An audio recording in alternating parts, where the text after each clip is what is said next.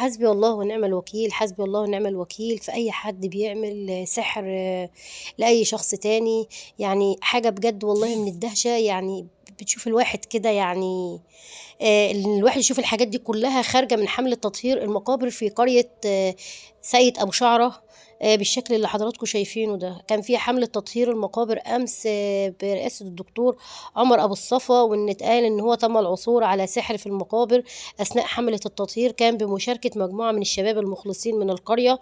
وقال أيضا الدكتور إنه تم فك ما تم العثور عليه وحرقه والتخلص منه، وتم معرفة أسماء كثيرة، ونتمنى الشفاء العاجل لكل مصاب بعمل أو سحر.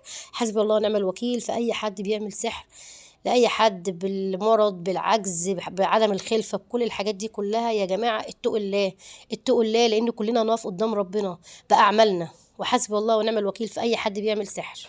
هما دول شباب ورجالة ساقية أبو شعرة، بسم ربنا يا رب يبارك فيهم يا رب على إن هما عملوه.